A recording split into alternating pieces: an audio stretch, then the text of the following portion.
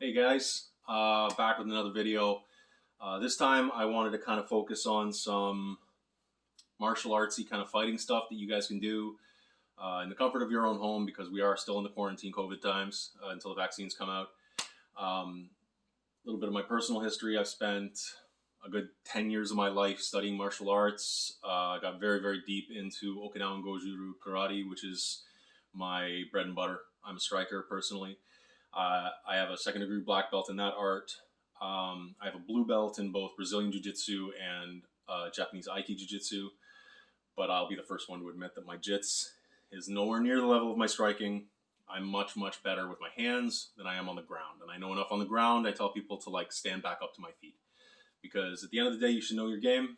And my game is with these. I spent a lot of time conditioning my hands for striking. So when I was actually doing Kung Fu, funny story, my grandmaster that I was studying under told me to pick a hand for iron hand training and only use that hand to train the iron hand because that hand would never love again. And what he meant by that is that in doing the iron hand Kung Fu training, you basically deaden all the nerves in your hand and you callous your bones until they're basically like concrete. I didn't get super deep into the Kung Fu because karate was my primary art. But being young and a bit of a bonehead, I trained both hands. So now both of my hands are much harder and kind of messed up. But it makes for effective striking. I've got very heavy fists. So what I'm going to be showing you guys today is some drills that I like to do with one of my favorite tools for solo training, which is my everlast Reflex bag. Now, this is a very simple training tool. It's got an inverse teardrop punching bag at the top. It's got two springs, one here at the top that is supposed to mimic the snap back of a head when you hit it with a jab or with a cross, with a hook or an uppercut or whatever. It's supposed to flex with your strikes. I've personally locked this because I find it easier to do certain drills when it's locked. And then there's another one at the base, which gives you body movement, so that when you hit this bag, it moves similar to a person would when you hit them and they stagger back if you hit them in the head. So in other videos, I'm going to go through some like footwork drills and some basic strikes and stuff like that. But for this drill, for this video specifically, I'm just going to be working the bag a little bit. So I always like to warm up with just some light jabs. Keeping in mind that your contact point for your punches is always these two knuckles here. Move a little closer so y'all can see me. So these two knuckles here are always your contact point, and these two knuckles need to link up through the arm so that when you throw your punch, it's like a spear, and this is the spear tip. And it links all the way through the arm, that when you throw that punch, it's nice and straight. Your knuckles line up through your arm all the way up. The most common injury in boxing or in fighting, it's called a boxer's fracture, and it's where you snap these two metacarpals here in your hand because they're basically like little twigs. And if you don't have the bone density that comes with years and years of training, you're going to break those, especially if you punch wrong, if you bend your wrist weird. You'll see some people like throwing punches with the thumb on the inside, which is really dumb. You're going to break your thumb. When you punch, if you don't have that linkage between your striking surface all the way through your arm, and you see people bending wrists, that's how you get a broken wrist. Or if you hit with these two fingers here, you're going to create that boxer's fracture in these metacarpals. So it's a good idea whenever you're striking the surface to make sure you understand where those strikes are hitting and what part of your hand is driving that force. Even with a light bag like this isn't a heavy bag, so I wouldn't be terribly worried about breaking my hand on it. But still, if you have one of these and you're practicing jabs, nice and light for control. You want full extension, full pullback of that jab. I like to keep, you guys can't see it, I like to keep my other hand glued to my chin. I find it's a good training tool. A lot of people drop their hands when they fight. So just keeping your hand up, touching your jawline as you throw those jabs. And you want to just gauge it so you can get that nice, even, steady back and forth on that jab. Ideally, you want this bag to swing away and back in a straight line if you're doing your jabs properly. If you're hitting it and it's going all over the place, probably doing it wrong. So with the jab, you want it to be a nice straight direct punch. Right? There are other punches that curve. So your energy with this jab, it should snap out and back in a straight line. Like that. So if you want to work on that, just kind of get that nice straight movement back and forth on the bag. Another thing I find really useful with this piece of equipment is that when it swings back, it can mimic an opponent trying to hit you. So you can work on your defense as well. And a good drill for this is just a jab block. Right? Jab, jab, jab, block. And with these, you can do those sweeping Muay Thai blocks where you point the elbow.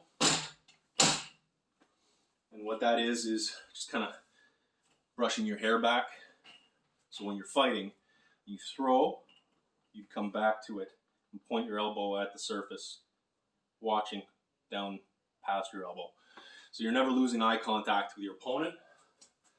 And then if they decide to come close, they get an elbow in the face or in the fist. Because as I mentioned, these bones break. Nothing breaks hands like elbows. So, first little drill I like to do is just that repetitive jab. You can move with it. Try to keep control, positive control of that bag throughout. You can speed it up. You can jabs little rabbit punches. Or you can make it nice and long and step away.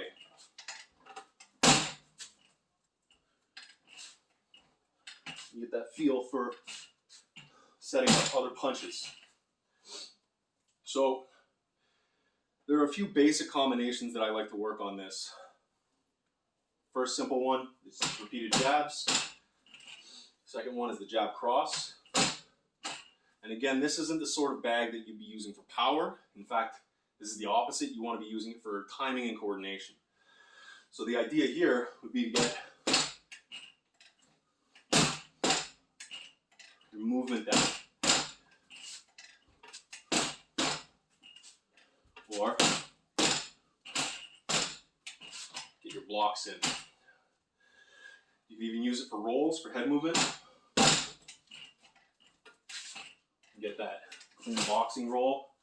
I'm no Mike Tyson, my rolls are very sloppy, but there's a lot of different ways to use this piece of equipment. So, repeated jabs first, jab cross second, jab cross hook. And with the hook, you want to kind of drive it from the waist, using your hip to throw it, and the hook follows the hip. So think 1, 2, 3, turning into it.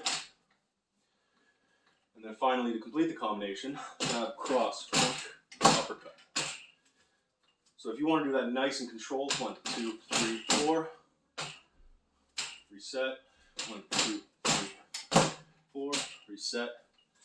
And the idea would be to move with this, 1, 2, 3, 4. 1, 2, 3, 4. Right? Moving around the bag as you hit it. You work, bringing that hook in as you come up. You could also just balance elbows. Nice Muay Thai elbows. This is good for elbow targeting. If you're learning how to throw side elbows with the blade of the arm where you're coming over. If you want to work downward elbows, it's got that nice slope. So, situational. A side elbow up would be into the ribs. A side elbow across would be jawline. And a side elbow coming down is the clavicle, and you're snapping. But with this, again, this bag is about control. So you'd be just trying to balance those elbows and get that control of motion. So that every time you throw it, you're hitting with the right area of the arm and you're with the right amount of force to create that control. You can also do the straight elbows. You can bounce those as well.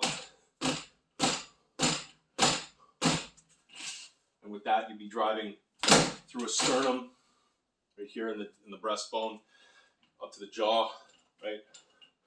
So the nice thing about this bag is that it mimics a lot of body movement, and it mimics kind of the anatomy of the head.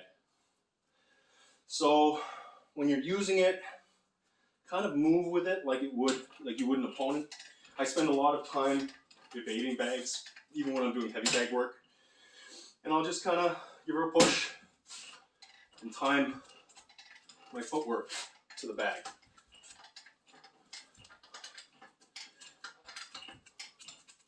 You come in and strike.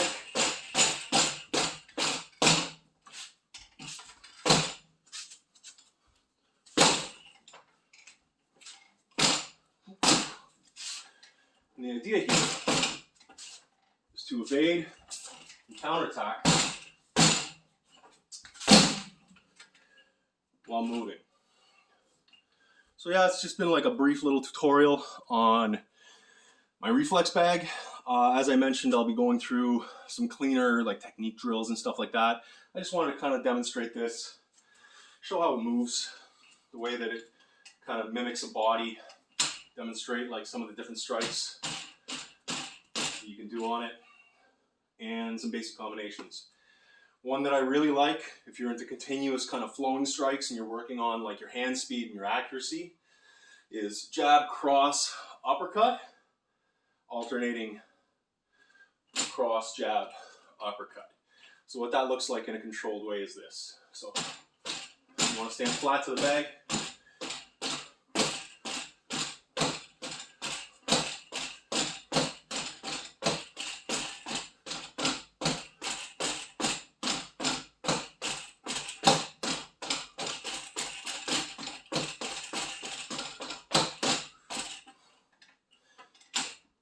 That sort of thing where you just jab, cross, uppercut, jab, cross, uppercut, cross, cross, jab, uppercut. Just to get that continuous hand motion flow, that feel. So yeah, hope you guys enjoyed this video. It's kind of short, kind of dirty, but whatever. Cheers.